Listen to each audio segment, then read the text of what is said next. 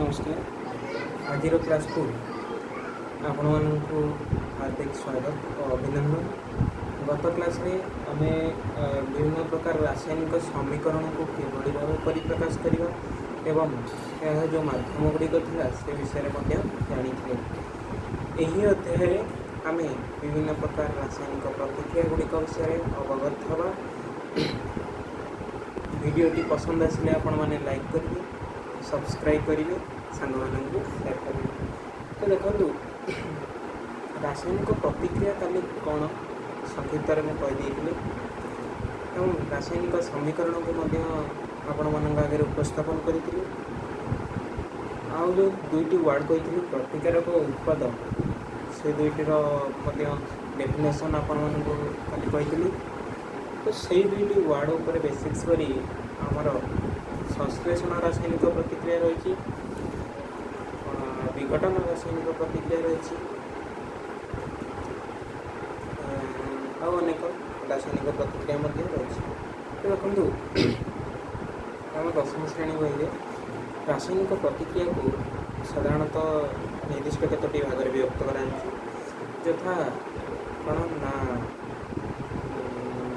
संश्लेषण रासायनिक प्रतिक्रिया, विघटन रासायनिक प्रतिक्रिया, तापर कौन ना विस्थापन रासायनिक प्रतिक्रिया, दैत्य विस्थापन रासायनिक प्रतिक्रिया, जारण एवं विजारण रासायनिक प्रतिक्रिया।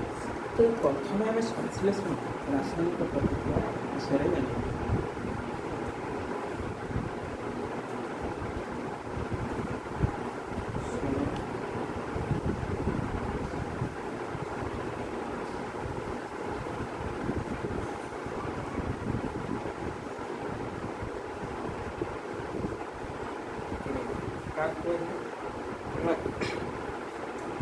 जो जो रासायनिक प्रतिक्रिया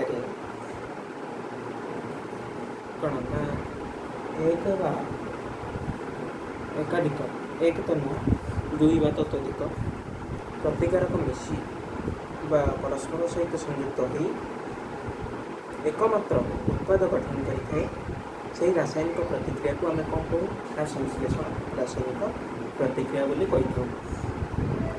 यथा देखु ना प्रतिकारक दुईटी संयुक्त हेबे एवं गोटे मात्र उत्पाद गठन करेंगे। तो उदाहरण स्वरूप देखते ए गोटे प्रतिकारक एवं बी गोटे प्रतिकारक दुईटी प्रतिकारक रही ये दुईटी परस्पर सहित संयुक्त हो कौन ना ए बी बोली गोटे उत्पाद गठन करेंगे। प्रतिकारक विषय खाली विशेषकर कथा गुड़ी कही जब से गुड़िक विषय पूर्व वीडियो तुमने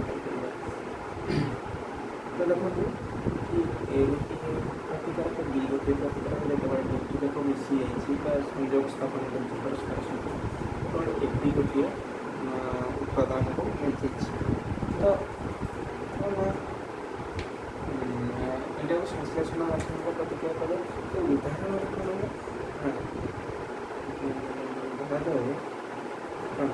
ना कैल्शियम ऑक्साइड युक्त जल प्रतिक्रिया उत्पन्न करेगा कैल्शियम हाइड्रोक्साइड उत्पन्न करेगा। तो ये देखो कैल्शियम ऑक्साइड प्रतिक्रिया जल जार संकेत H2O यहाँ गोटे प्रतिकारक दुईट जाक प्रतिकारक मिसी गोटे मात्र उत्पाद गठन कर जहाँ CaOH2 कैल्शियम हाइड्रोक्साइड नाम नामित हो। तो यहाँ बुझीपारे संश्लेषण रासायनिक प्रतिक्रिया। तो आउ गोटे उदाहरण H2 + O2 H2O। तो यहाँ बुझीपारे सब कौन कौन कही ना रासायनिक समीकरण सब समतुल करने आवश्यक। तो देखते चारोटी H2 मैंने हाइड्रोजेन गैस होगा ये भी चारोटी हाइड्रोजेन होगा। तो ये दुईट ऑक्सीजन अच्छी तो ये ऑक्सीजन को एपटे दुई सहित समान करवा दुई गुणिदेव। तो यहाँ समस्ते बुझीपारे यहाँ समस्त बुझीपारे संश्लेषण रासायनिक प्रतिक्रिया विषय समस्त टे अवगत हो पारे बुझीपारे। तो नेक्स्ट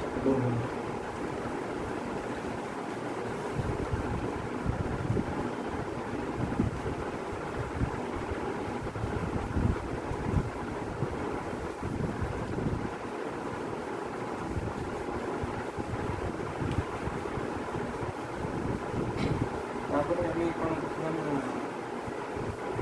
ଆଉ ଦୁଇଟି ପ୍ରତିକ୍ରିୟା ଅଛି ତାପୋତ୍ପାଦୀ ଏବଂ ତାପଶୋଷୀ ରାସାୟନିକ ପ୍ରତିକ୍ରିୟା ସେ ବିଷୟରେ ମଧ୍ୟ କିଛି ଅବଗତ ହେବା। ତ ଦେଖନ୍ତୁ ତାପୋତ୍ପାଦୀ କ'ଣ ନା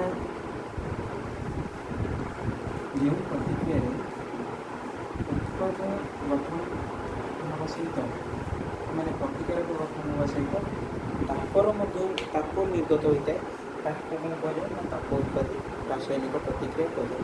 ତ ଉଦାହରଣ ସ୍ୱରୂପ ଆମେ ଦେଖିବା ଯେତେବେଳେ କ୍ୟାଲସିୟମ ଅକ୍ସାଇଡ୍ ଜଳ ସହିତ ପ୍ରତିକ୍ରିୟା କରୁଛି ସେତେବେଳେ କ୍ୟାଲସିୟମ ହାଇଡ୍ରୋକ୍ସାଇଡ୍ ଉତ୍ପନ୍ନ ହେଉଛି ଏବଂ ଅଧିକ ପରିମାଣରେ ତାପ ମଧ୍ୟ ନିର୍ଗତ ହେଉଛି। ତ ଏଥିରେ ତାପମାତ୍ରାର ପ୍ରଭେଦ ଦେଖିବାକୁ ମିଳିଲା ଯଥା ପ୍ରତିକ୍ରିୟା ପୂର୍ବରୁ ତାପମାତ୍ରାରେ ସାଧାରଣତଃ କ'ଣ ଥିଲା ନା ରୁମ୍ ଟେମ୍ପରେଚର୍ ଥିଲା, କିନ୍ତୁ ଯେତେବେଳେ ପ୍ରତିକ୍ରିୟା ଘଟିଯାଉଛି ସେତେବେଳେ କ'ଣ ହେଉଛି ନା ପ୍ରତିକ୍ରିୟାରେ ଯେଉଁ ତାପମାତ୍ରାରେ ପ୍ରତିକ୍ରିୟା ପରେ ତାପମାତ୍ରାରେ ମଧ୍ୟ ପରିବର୍ତ୍ତନ ଘଟୁଛି, ଫଳରେ ତାପମାତ୍ରା ମଧ୍ୟ ଅଧିକ ବୃଦ୍ଧି କରୁଛି। ତ ଏଇଟା ସେଇ ରାସାୟନିକ ପ୍ରତିକ୍ରିୟାକୁ କ'ଣ ନା ଯେଉଁ ରାସାୟନିକ ପ୍ରତିକ୍ରିୟାରେ ତାପର ନିର୍ଗତ ହୋଇଥାଏ ଉତ୍ପାଦ ଗଠନ ସହିତ ତାପର ନିର୍ଗତ ହୋଇଥାଏ ତାହାକୁ କ'ଣ କୁହାଯାଏ ନା ତାପୋତ୍ପାଦୀ ସେଇ ପ୍ରତିକ୍ରିୟା କୁହାଯାଏ। ଏକ ଉଦାହରଣ ସ୍ୱରୂପ CO H2O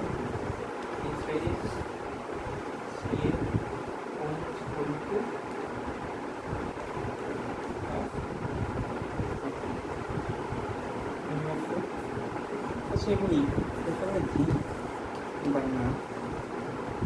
H2O ସହିତ ତାକୁ କ'ଣ କହୁଛି ନା ସଲଫ୍ୟୁରିକ୍ ଆସିଡ୍ ସହିତ ପ୍ରତିକ୍ରିୟା କରୁଛି ସେତେବେଳେ କ'ଣ ବାହାରୁଛି ଜିଙ୍କ୍ ସଲଫେଟ୍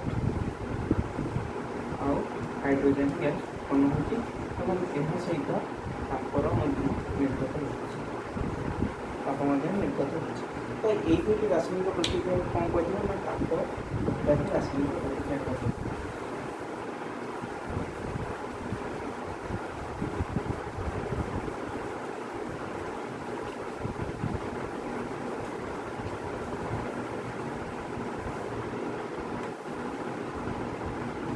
ତାପଶୋଷୀ ରାସାୟନିକ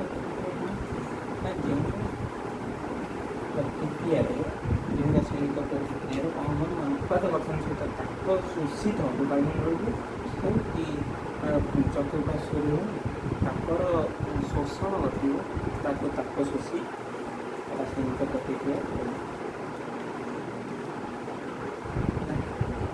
ତ ଉଦାହରଣ ସ୍ୱରୂପ ନା ନାଇଟ୍ରୋଜେନ୍ ସହିତ ଯେତେବେଳେ ଅମ୍ଳଜାନର ପ୍ରତିକ୍ରିୟା ଘଟୁଛି ସେତେବେଳେ ନାଇଟ୍ରୋଜେନ୍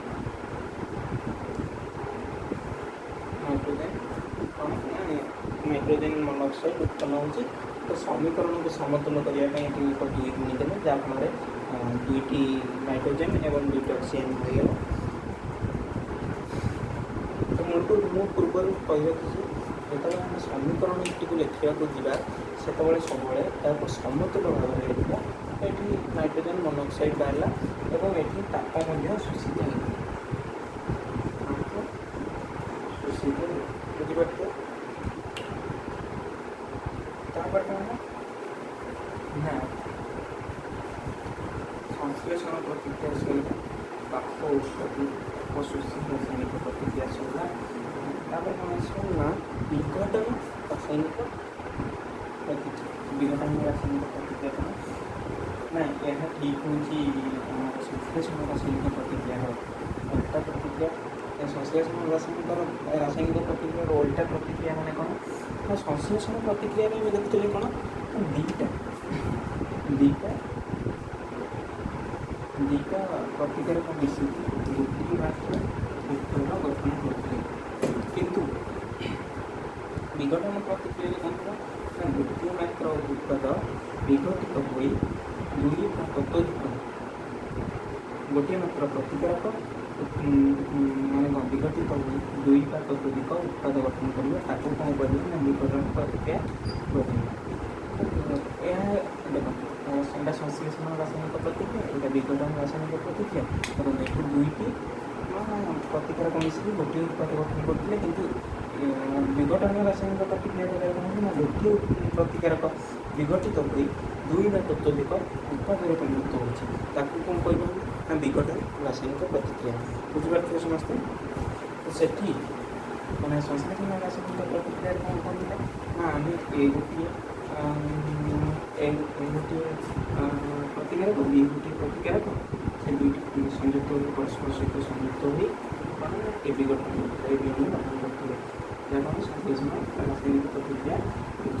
କିନ୍ତୁ ବର୍ତ୍ତମାନ ମାନେ କ'ଣ ନା ବିଘଟନ ରାସାୟନିକ ପ୍ରତିକ୍ରିୟାର ଆଲୋଚନା କରୁଥିଲେ ସେତେବେଳେ କ'ଣ ହେଲା ନା ବିଘଟନ ରାସାୟନିକ ପ୍ରତିକ୍ରିୟା କ୍ଷେତ୍ରରେ ଏମିତି ହେଉଛି ଗୋଟିଏ ପ୍ରତିକାରକ ବା ଯୌଗିକ ଯାହା ବିଘଟିତ ହୋଇ ବିଭିନ୍ନ ପ୍ରକାର ଚାପ ତାପ ଶକ୍ତି ପ୍ରୟୋଗ ଦ୍ୱାରା ବିଘଟିତ ହୋଇ ବିଭିନ୍ନ ତତ୍ତ୍ୱଧିକ ଉତ୍ପାଦରେ ପରିଣତ ହେଉଛି ତାକୁ ଆମେ ବିଘଟନ ରାସାୟନିକ ପ୍ରତିକ୍ରିୟା କରୁ।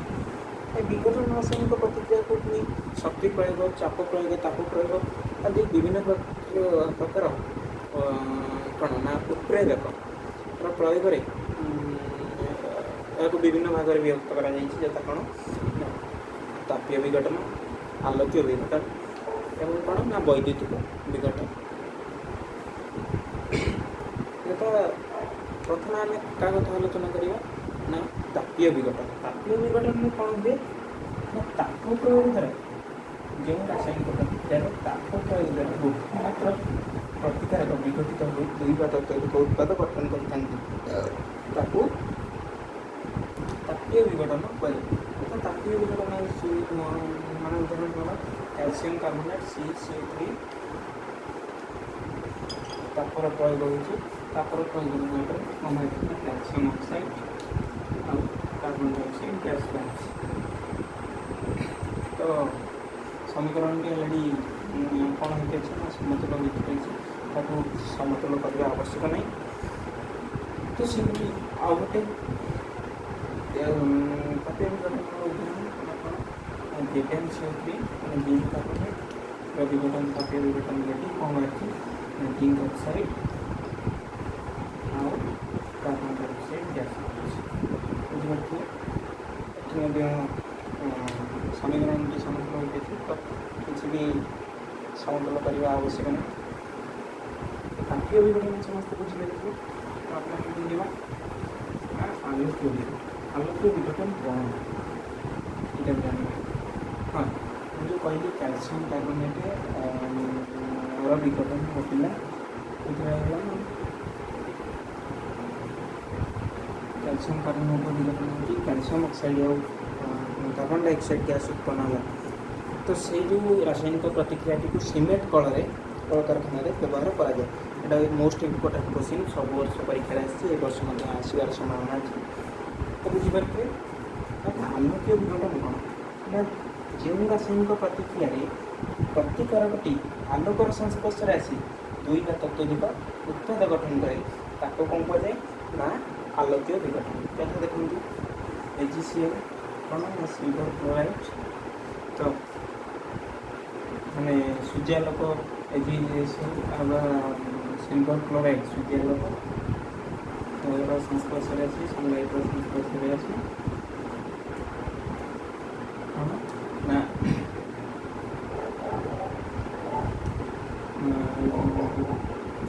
ଯେଉଁ କ'ଣ ନା ସିଲଭର ଆଉ କ୍ଲୋରିନ୍ ଗ୍ୟାସ୍ର ଉତ୍ପନ୍ନ କରିଥାଏ। ମାନେ ସିଲଭର କ୍ଲୋରାଇଡ୍ ଯେତେବେଳେ ସିଲଭର କ୍ଲୋରାଇଡ୍ ଗୁଣ୍ଡକୁ ଆମେ ଯେତେବେଳେ କ'ଣ କରିବା ନା ସୂର୍ଯ୍ୟ କିରଣରେ ରଖିଦେବା ତ ସେତେବେଳେ ସିଲଭର ଆଉ କ୍ଲୋରିନ୍ ଗ୍ୟାସ୍ ଅଲଗା ଅଲଗା ଭାବରେ ବାୟୁମଣ୍ଡଳକୁ ମୁକ୍ତ ହେବ। ତ ଏଇଟା କ'ଣ ନା ଗ୍ୟାସ୍ ଆକାରରେ ଦୁଇଟି ଯାକ ବାୟୁମଣ୍ଡଳକୁ ମୁକ୍ତ ହେବ। ଏଇଟା ସଲିଡ଼୍ରେ ଥିବ ଭୌତିକ ଅବସ୍ଥା ସବୁବେଳେ ସୁଧାଇବା। କିନ୍ତୁ ଦେଖନ୍ତୁ କ୍ଲୋରିନ୍ ଦୁଇଟା ଅଛି କିନ୍ତୁ କ୍ଲୋରିନ୍ ଗୋଟିଏ ଅଛି ତ ଦୁଇଟି ଯାକ ସମାନ କରିବା ପାଇଁ କ୍ଲୋରିନ୍କୁ ସମାନ କରିବା ପାଇଁ ଏପଟେ 2 ଗୁଣିବା।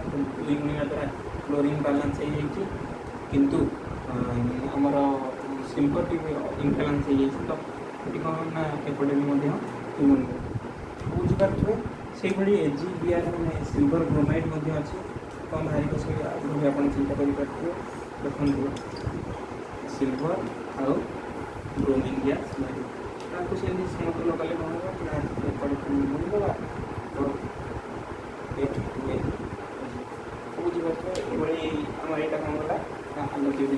ସେଇଟା ଆମକୁ ଏଠି ଗୋଟେ କ'ଣ ଅଛି ନା ବୈଦ୍ୟୁତିକ ବିଘଟନ।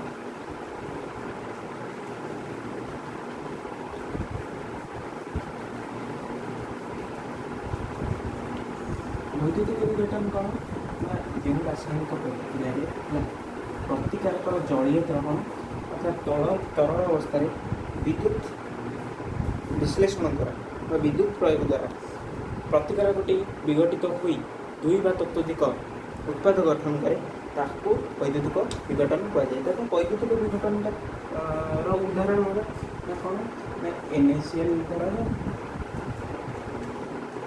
କ'ଣ ବାହାରିବ ନା ଯେତେବେଳେ NaClର ଜଳୀୟ ଦ୍ରବଣରେ ଆମେ ବିଦ୍ୟୁତ୍ ପ୍ରବାହ କରିବା ସେତେବେଳେ କ'ଣ ବାହାରିବ ନା Na+ ଆୟନ ଆଉ କ୍ଲୋରିନ୍ ମାଇନସ୍ ଆୟନ। ବୁଝିପାରୁଥିବେ ଏଇଟା ଇଲେକ୍ଟ୍ରିକ୍